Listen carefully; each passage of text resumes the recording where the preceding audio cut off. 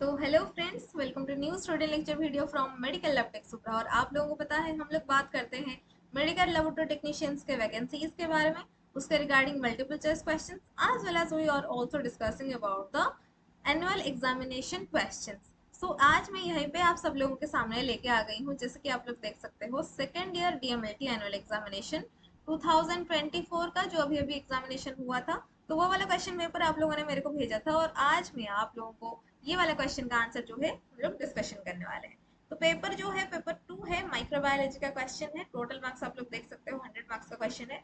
अगर आप लोग आगे आप लोगों का सेकेंडरी पेपर है, तो अगर आप लोग ये वाला क्वेश्चन देखना चाहते हो then you are free to watch. And अगर आप लोग कम्पिटिटिव एग्जामिनेशन के लिए प्रिपरेशन कर रहे हो ना, तो भी आप लोग इसको देखो ताकि पता चले आप लोगों को कि कैसा सिलेबस जैसे चेंज हो रहा है, क्वेश्चंस का पैटर्न कैसे चेंज हो रहा है और कौन सा क्वेश्चन को ज्यादा ही ज्यादा प्रायोरिटाइज कर रहा है किया जा रहा है।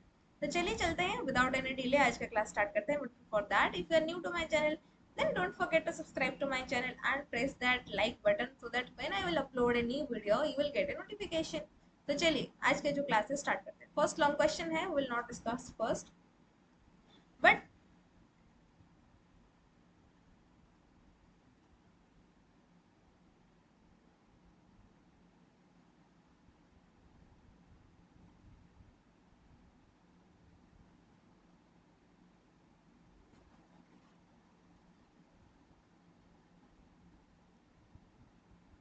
चलो ये शॉर्ट नोट के बारे में थोड़ा बहुत बात कर लेते हैं। फर्स्ट वन आप लोगों को पूछा है टाइप 4 हाइपर सेंसिटिविटी रिएक्शन के बारे में। तो गाइस, क्या आप लोग जानते हो टाइप 4 हाइपर सेंसिटिविटी रिएक्शन के बारे में? आप लोग क्या जानते हो? Is this A delayed type of hyper sensitivity reaction? और क्या है ये हाइपर सेंसिटिविटी रिएक्शन और the allergic reaction? You can say that, है ना, एलर्जिक रिएक्शन जो होता है। तो बेसिकली ये जो होता है ये डिलेड टाइप का होता है, ये वाला hyper sensitivity reaction.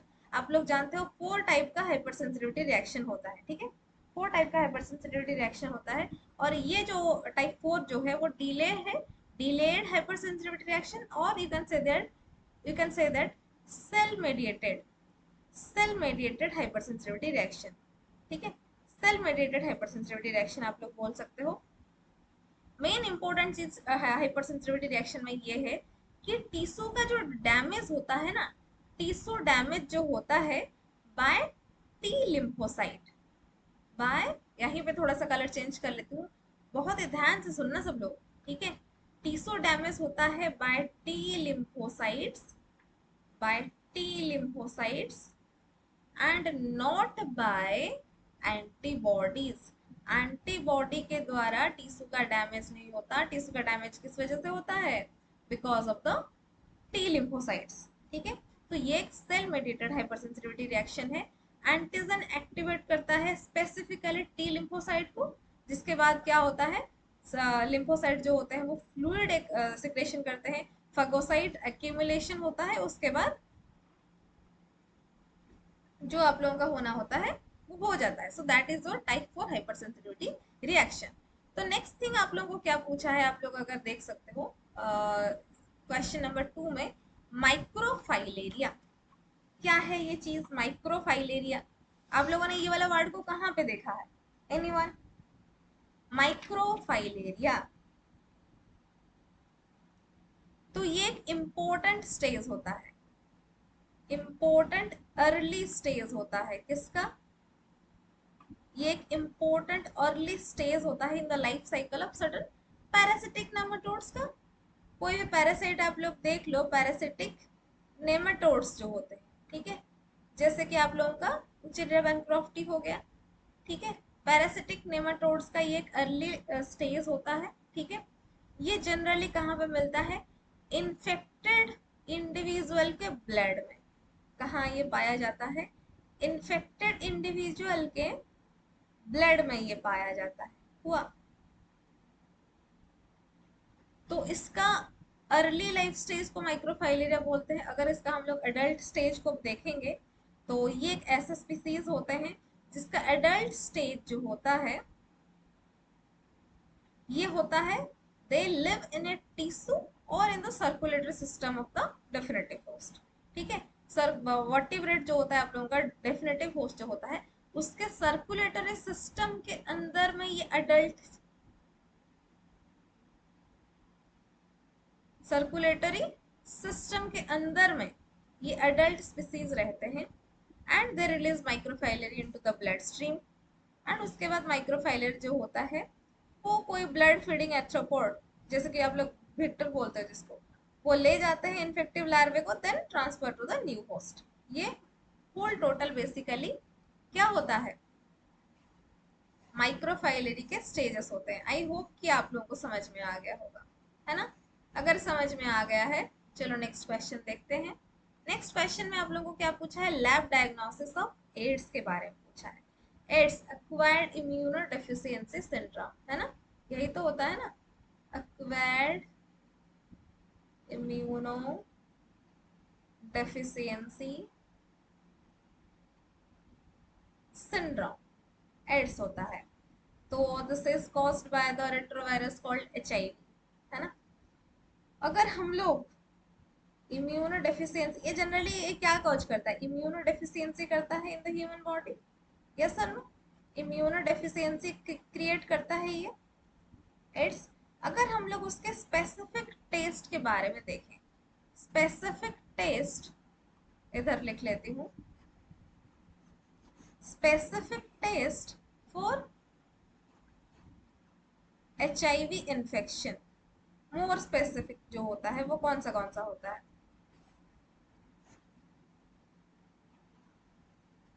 Specific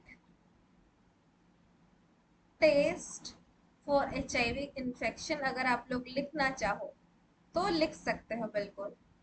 first one is your, जैसे कि इसमें से क्या हो सकता है, एंटीजन डिटेक्शन आप लोग कर सकते हो।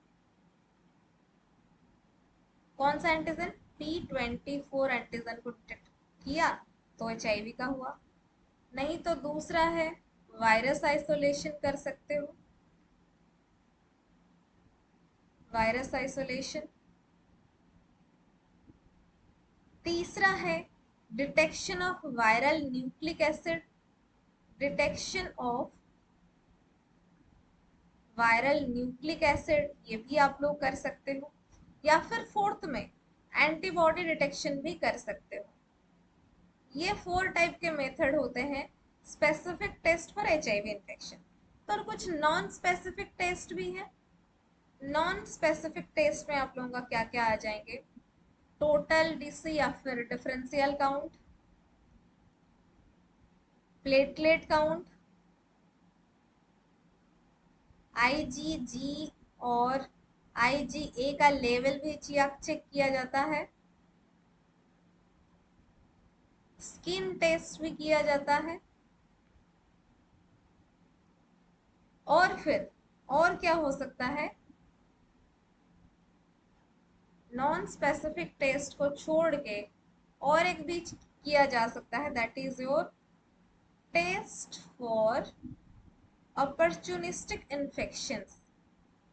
जो कोई भी अपॉर्चुनिस्टिक इन्फेक्शन है, तो अपॉर्चुनिस्टिक इन्फेक्शन आप लोग किससे बोलते हो, जो कि ऐसे माइक्रो ऑर्गेनिजम्स होते हैं जो जनरली आपके बॉडी में, आपके एनवायरनमेंट में प्रेजेंट होते हैं, but they don't cause any disease or any infection.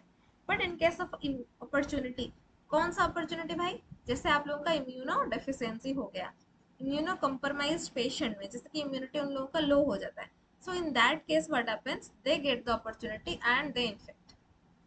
तो ये test for opportunistic infections and also the tumour, ठीक है। तो ये सारे आप लोग लिख सकते हो under your lab diagnosis of AIDS. Next क्या दिया गया है, that is your polio virus.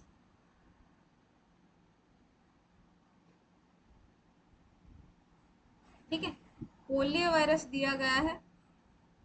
Polio virus OPV IPV के बारे में आप लोग जो जानते हो उसको अगर आप लोगों ने लिखा होगा तो आप लोगों को मार्क्स मिल जाएंगे बिल्कुल, ठीक है। तो ये पोलियो वायरस जो होता है वो पॉजिटिव एजेंट रहता है, किसका, positive agent of your polio, जो कि पहले आप लोग उसको बोलते थे पोलियो माइलिटिस। ऑल्सो पहले नहीं, अभी भी बोलते हो, भले ये इरेडिकेट हो चुका है। ये RNA जेनोम से कंपोज हुआ है उसके अंदर में क्या होते हैं, आरएनए जीनोम होते हैं, प्रोटीन कैप्सिड तो रहता ही है।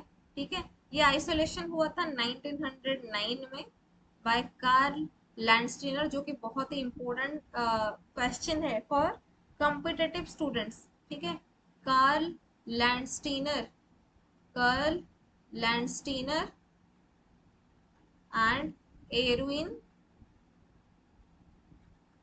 पप्पर, ये दोनों ने उनको आइसोलेट किया था पोलियो को। ठीक है, तो तीन टाइप के वाइल्ड पोलियो वायरसेस होते हैं। टाइप 1 पोलियो वायरस जो है तीन टाइप के हैं, टाइप 1, टाइप 2, टाइप 3। ठीक है, लेकिन टाइप 2 जो है वो इरेडिकेट ऑलरेडी डिक्लेयर मतलब कर दिया गया है सब 2015 से। ठीक है, बाकी टाइप 3 वाइल्ड पोलियो वायरस जो है वो इरेडिकेट कर दिया गया है 2019 में, लेकिन टाइप 1 जो है वो थोड़ा सा है। अगर हम लोग वैक्सीन के बारे में बात करेंगे पोलियो वायरस का, दो टाइप के वैक्सीन होते हैं। कितने टाइप के वैक्सीन होते हैं पोलियो वायरस के? पोलियो वैक्सीन अगर हम लोग देखेंगे दो टाइप का है। एक तो हो जाएगा आप लोगों का ओपीवी, दूसरा हो जाएगा आईपीवी। ओपीवी होता है ओरल पोलियो वैक्सीन, आईपीवी हो जाएगा इनएक्टिवेटेड पोलियो वैक्सीन। ठीक है, ये आईपीवी जो होता है ये ये प्रोटेक्ट करता है लोगों को ताकि पोलियो डिजीज ना हो। ऐसा नहीं कि मतलब अगर ऑलरेडी हो चुका है आप लोग इसे एज ए मेडिसिन ट्रीटमेंट की तरह यूज करोगे, नहीं। ये आईपीवी प्रोटेक्ट करता है लोगों को from polio disease but doesn't stop the transmission. ठीक है, तो ये हो गया आप लोगों का पूरा पूरा पोलियो वायरसेस के बारे में। नेक्स्ट क्वेश्चन क्या पूछा है, collection and transport of virological specimens.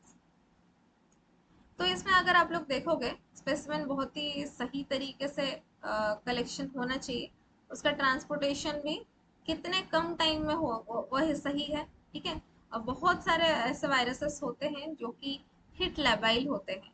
ठीक है, हिट लेबाइल होते हैं, बहुत सारे ऐसे वायरसेस होते हैं, इसीलिए उसको क्या किया जाता है, रेफ्रिजरेशन किया जाता है।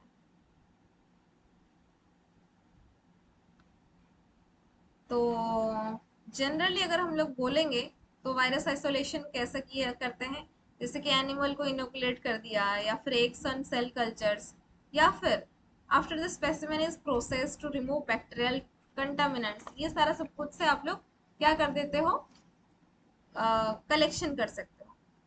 तो अगर आप लोग देखोगे जनरली आप लोग क्यों करते हो वायरोलॉजिकल स्पेसिमेन को कलेक्शन, बिकॉज स्टडी करने के लिए, एनालाइज करने के लिए वायरस के बारे में।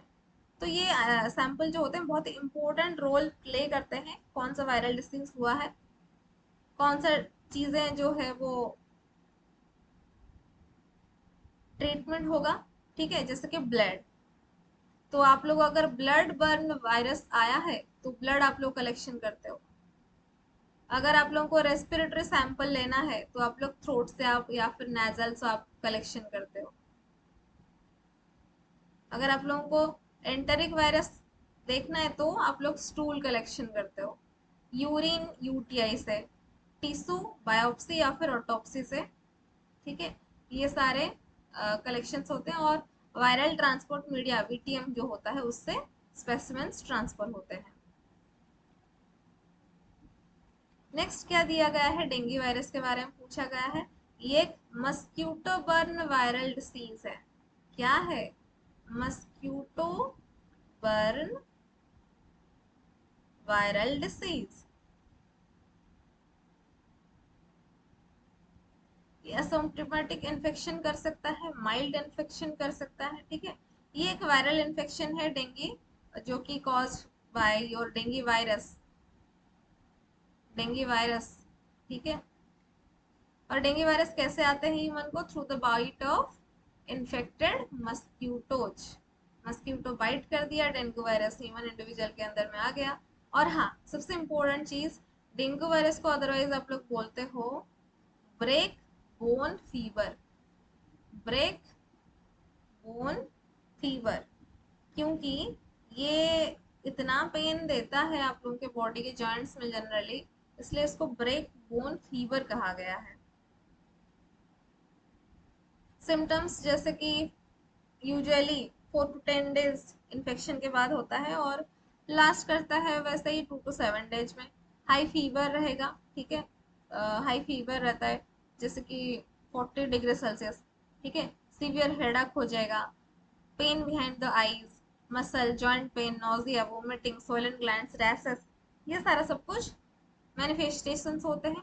और अगर हम लोग लैब डायग्नोसिस के बारे में बात करेंगे तो NS1 एंटीजन टेस्ट होता है, NS1 एंटीजन टेस्ट होता है, नहीं तो IgM भी होता है 3-4 दिन बाद एंटीबॉडी भी टेस्ट होता है, ठीक है।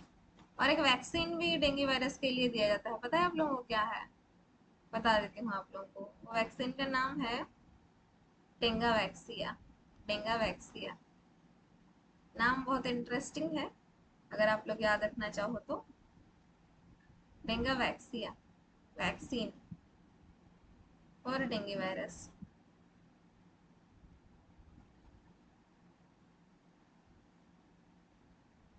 हुआ। चलो नेक्स्ट क्या पूछा है देखते हैं। नेम 2 ऑन्कोजेनिक वायरस, जो वायरस जो कि कैंसर कॉज कर सकते हैं, जैसे कि Epstein Barr virus, hepatitis B virus, human papilloma virus, herpes virus 8, Merkel cell polyoma virus. ये सारे ऑन्कोजेनिक वायरसेस हैं, उसके 2 लिखना है। नेम 2 ऑटोइम्यून डिसीजेस, जैसे कि inflammatory bowel disease, inflammatory bowel disease, जिसको आप लोग क्रोन्स डिजीज के नाम से भी जानते हो, क्रोन्स डिसीज। या फिर रेमेटोइड आर्थराइटिस, या फिर टाइप 1 डायबिटीज।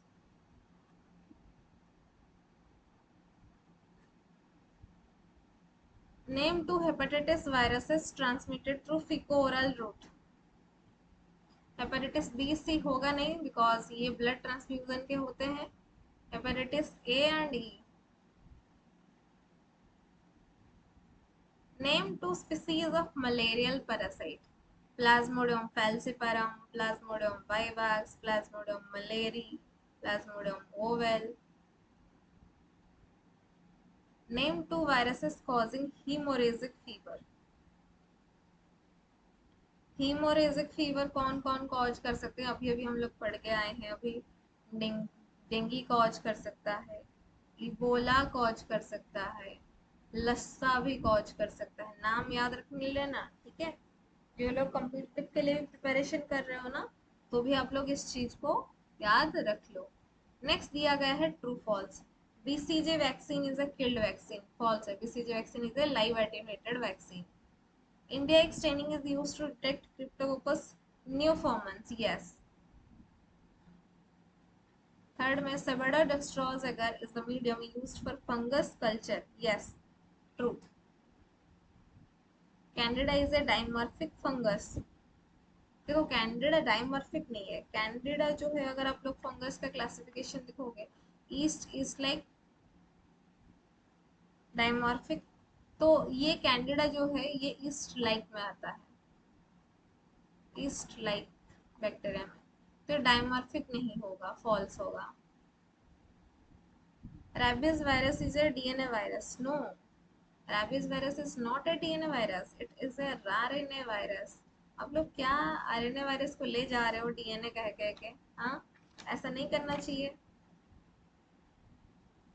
चलो ये शॉर्ट क्वेश्चन खत्म होने के बाद हम लोग बात करते हैं वो जो लॉन्ग क्वेश्चन के बारे में। लॉन्ग क्वेश्चन में क्या पूछा है आप लोगों को, इधर देख लो।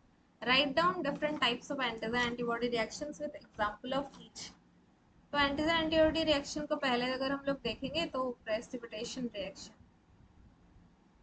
किसी को कोई डाउट है इसमें? प्रेसिपिटेशन रिएक्शन ही होगा ना? हाँ या ना करके बताओ। होगा, बिल्कुल। और अगर हम लोग देखेंगे प्रेसिपिटेशन रिएक्शन के एग्जांपल्स, क्योंकि सारे चीज़ों का ये एग्जांपल पूछा है ना, तो प्रेसिपिटेशन रिएक्शन का भी तो पूछेगा ना। प्रेसिपिटेशन का आप लोगों का आ जाएगा एग्जाम्पल फ्लोकुलेशन का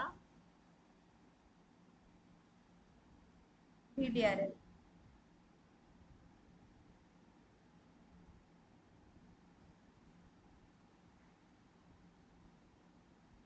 नेक्स्ट अगर आप लोग देखोगे और क्या एंटीजन एंटीबॉडी रिएक्शन होता है, एग्लूटिनेशन।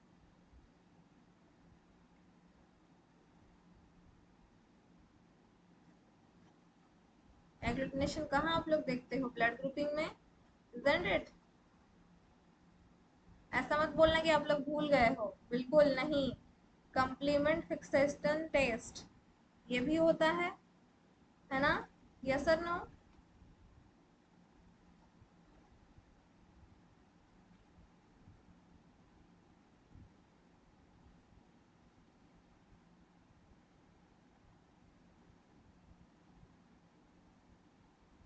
और क्या हो जाएंगे, जैसे कि न्यूट्रलाइजेशन भी हो जाएंगे।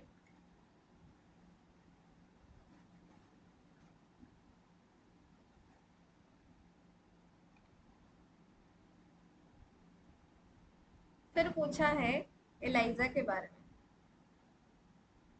ठीक है। 5 में इधर से और भी हो जाएगा, जैसे ऑप्सोनाइजेशन वगैरह।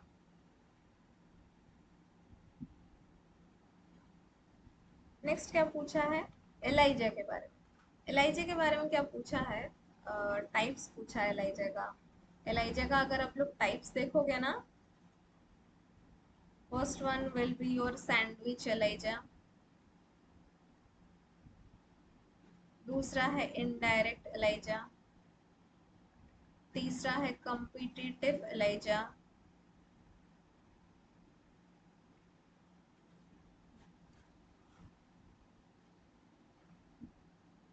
ऐसे बहुत टाइप के एलाइजा जो है वो प्रेजेंट है। But the thing is, sandwich ELISA में कोटेड एंटीबॉडी रहता है, इनडायरेक्ट में कोटेड एंटीजन रहता है,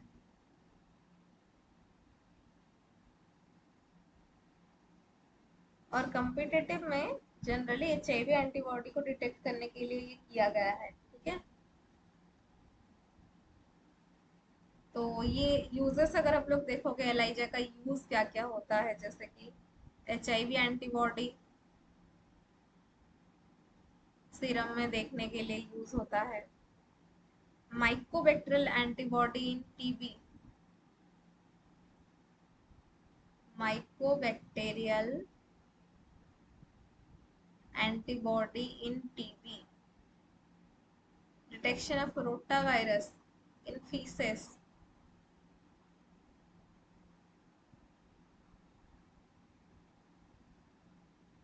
also detection of your hepatitis B marker।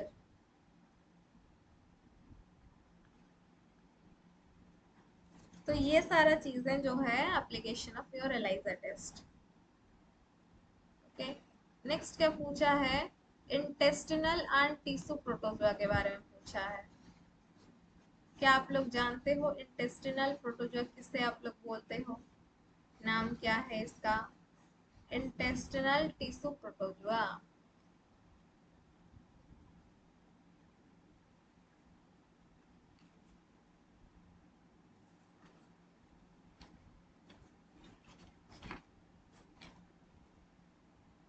Intestinal tissue protozoa तो कौन से हो जाएंगे,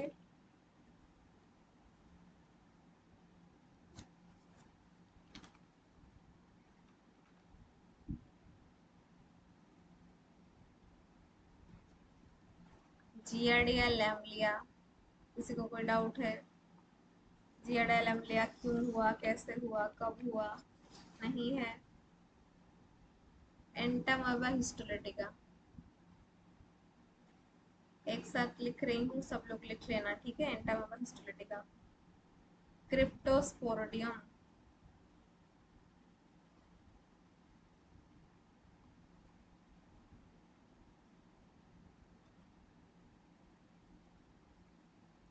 और आ जाएगा आप लोगों का जैसे कि साइक्लोस्पोरा। ये क्या है, ये इंटेस्टिनल टिश्यू प्रोटोजोआ है। They attach to intestine. But अगर आप लोगों को पूछा जाए टिश्यू प्रोटोजोआ का नाम, ये वाला, then Trypanosoma cruzi, Trypanosoma cruzi, Trichomonas वजेनालिस,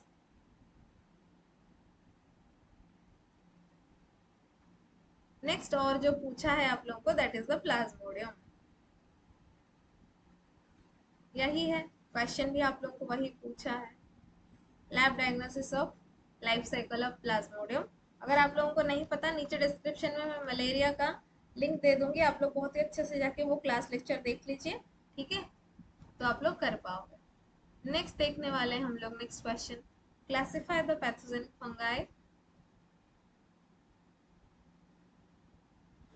Write down the laboratory diagnosis of fungal infections under the heading of microscopy, culture, serology, and newer rapid diagnostic tests.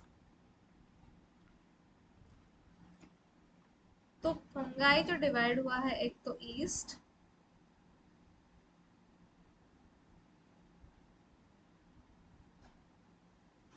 East like moulds, dimorphic. तो ये सब कुछ हो जाएगा आप लोगों का क्लासिफिकेशन ऑफ फंगाई के अंदर में। नेक्स्ट क्या पूछा है आप लोगों को, माइक्रोस्कोपी के बारे में। क्या पूछा है, माइक्रोस्कोपी के बारे में। तो इसमें क्या हो जाएगा आप लोगों का, आप लोग इसको कल्चर करते हो एसटी अगर में, सेबडोस डेक्स्ट्रोस अगर, अगर ये यहीं पे देता फंगल डिसीज को क्लासिफाई करने में, तो फिर आप लोग करते कि जैसे superficial mycosis, subcutaneous mycosis, systemic mycosis. तो ये अगर आप लोग अगर पूछता क्लासिफिकेशन ऑफ फंगल डिसीजेस के बारे में, लेकिन पूछा पैथोजेनिक फंगाई के बारे में, ठीक है। तो कल्चर में हम लोग देख रहे थे एसडी अगर, उसको आप लोग इनोकुलेट कर सकते हो 25 डिग्री सेल्सियस में इनोकुलेशन, और इंक्यूबेशन 37 डिग्री सेल्सियस में।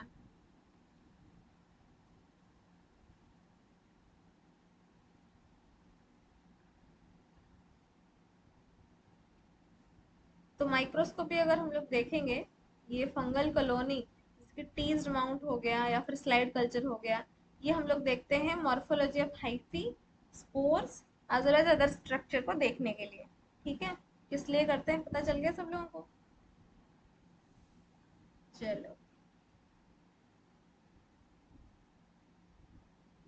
इतना हम लोगों ने कर लिया, थोड़ा थोड़ा करके जितना डिस्कशन करना था हम लोगों ने कर लिया।